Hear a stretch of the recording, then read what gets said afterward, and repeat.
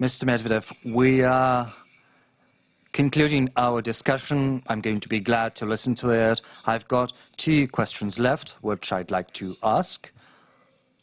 I'd like to give the floor to Kevin.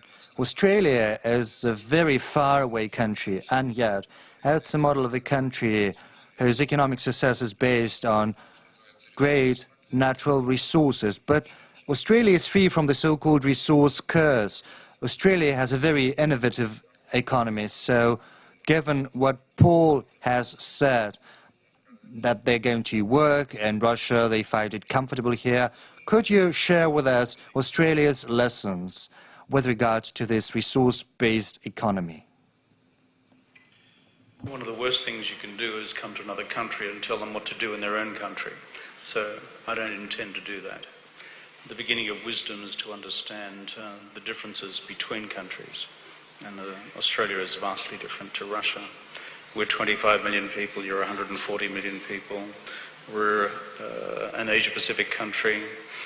This is a Eurasian country. We have vastly different histories. But a few observations about how Australia has come through, and we're just about to enter our 25th year of consecutive economic growth without going into recession.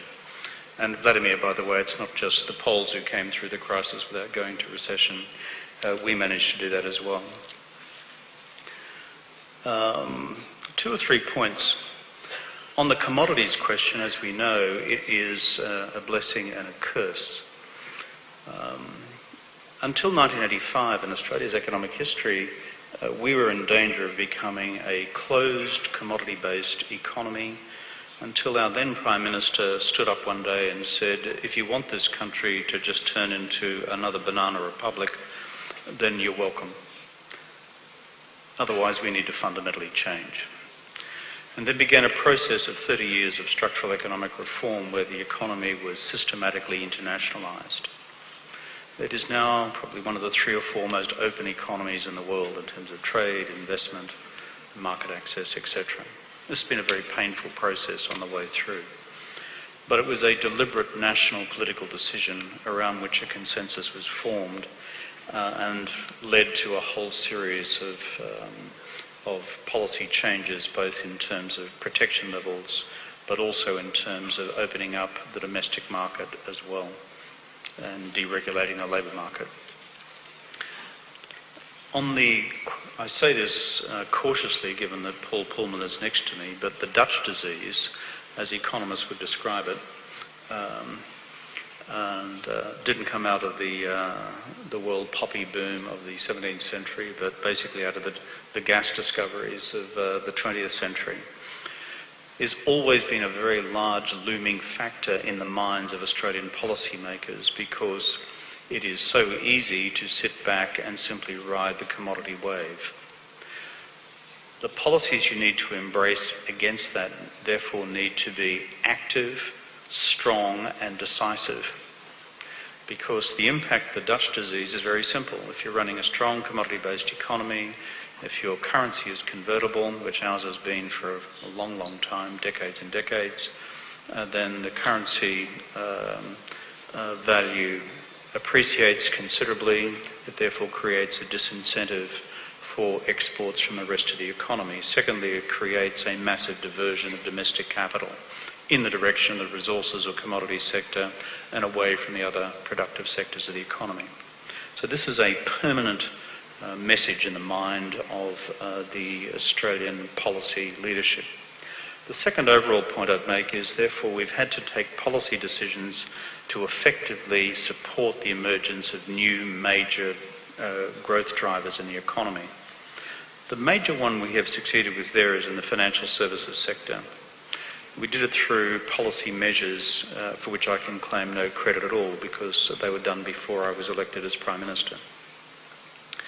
What the government at the time did was introduce a mandatory savings policy for every Australian citizen. We called it the National Superannuation Scheme, whereby every single person was required to effectively save the equivalent of 9% of their income each year. The government supported this with beneficial taxation measures, but the consequence of it is that we developed a massive domestic funds management industry of several $1 trillion as it now stands, it now having been in operation for 25 years. A Russian audience would not know it, but the Australian funds management industry is probably the 4th largest in the world. And that is a consequence of deliberate national policy. It has caused our financial services sector to look out and not just in, and it is a major generator of economic activity within the Australian economy. Which brings me to the third point in terms of dealing with economies as vulnerable as certain commodity economies are concerned, is dealing with the challenges which come with dealing with an ageing population and social security obligations which we all face. A mandatory national savings policy means that most Australians now have their own retirement income policies funded by this mandatory savings process. You don't have to put it into a government fund. In fact, it's all run by and large by private funds. We've also increased the retirement age to 67, 68, which I did in office.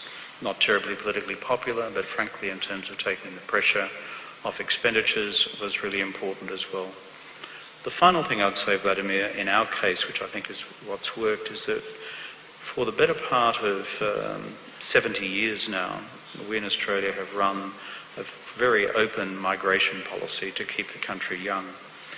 Even today, a population of 25 million, we would run probably about 200,000 migrants into the country every year through a structured program.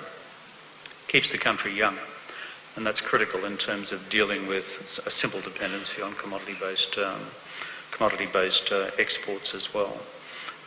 And those, I think, are the enduring experiences we've had in carving out our economic future. My final point, it may be relevant to our Russian friends, given I was with President Putin at the Vladivostok summit toward the end of last year, I think in last September from memory.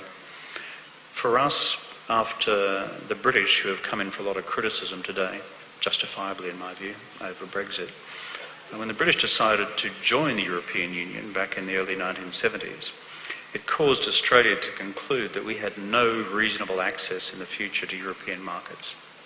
It was a reasonable conclusion. We then began a 40-year plus policy of comprehensive economic engagement with Asia. Patient economic diplomacy, sustained engagement with every Asian institution. Now 70% of our exports go to the region, by which we mean the Asia-Pacific region. None of these things have happened for us overnight. No single government can claim any credit or responsibility for the passes and the fails. But it's been those core reforms, I think, which have helped us over that period of time.